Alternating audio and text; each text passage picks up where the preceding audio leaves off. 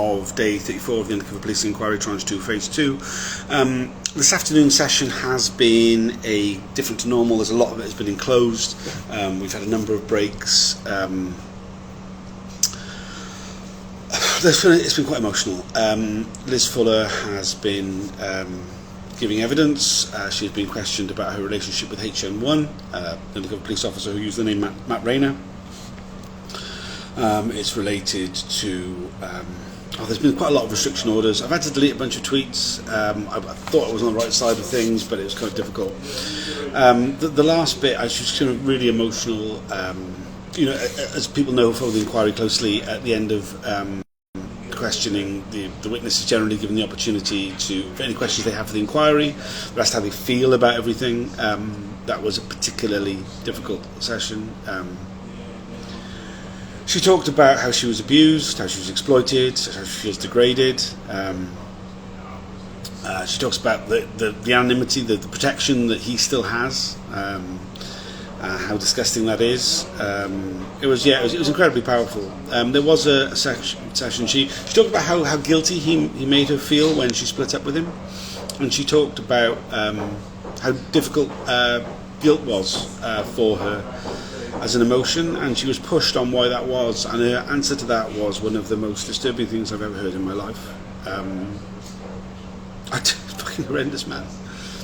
Like, there's a real pattern here, right? That these undercover cops really target incredibly vulnerable people who have had experiences that are just incredibly difficult to process and incredibly difficult to deal with, and they wear the scars off for the rest of their lives. And the cops hone in on that and use that as a form to manipulate.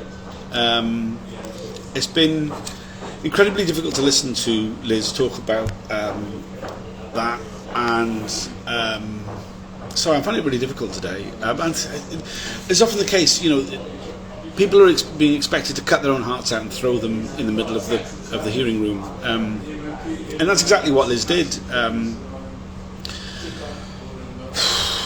It was really really powerful, incredibly powerful. She talked about how the spying on her carried on after she was in 1994, after a number of years of being active in animal rights groups, doing activism stuff.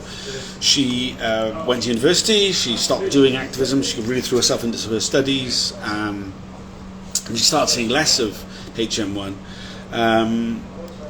To the point where she was moving on in life, basically, and that she ended up splitting up with him, and he just didn't take it seriously. He didn't want to accept it. He claimed that he was deeply depressed, and really manipulated her, and made her feel really sorry for him. And it's this sort of way of kind of emotionally using people, and it's like, so what fucking end? I mean, as she says herself, she was no longer involved in activism. I mean, she carried on being involved in activism all her life, but at that moment, while she was at university for quite a few years, she just didn't have any time to do any activism. She wasn't at that point. We saw a report where she was described as a police-hating activist. She hated the police, deeply hated the police. And he also says in here, which she disputed, she didn't hate the police. She gave a bunch of examples of times she'd been perfectly nice to the police, both in professional settings and also as an activist, like chastising other activists for being offensive towards a female police officer.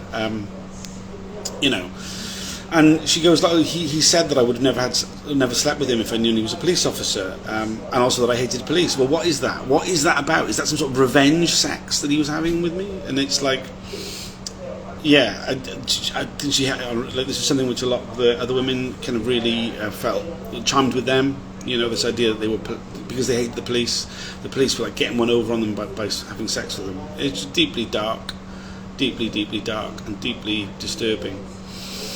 There's only a short break. There's still more to go, actually. This kind of feels like it was a long break. I nearly did one of these videos earlier, but because we had a closed session, but not much had happened, so it felt like I didn't really have much to update on. But we will be going back in for a short session of further questions. She had a bunch of things that she wanted the inquiry to do. She wants a restorative justice meeting with him. She knows that's not going to happen, but there's not much point anyway because it's all a pack of lies. We saw a letter that he wrote to Jeff, where he talked about how much he missed Liz, and kind of like paints this picture of him and her and Jeff and his then girlfriend kind of all being together in Argentina where he was now. And she's like, this is bullshit. The four of us never hung out together.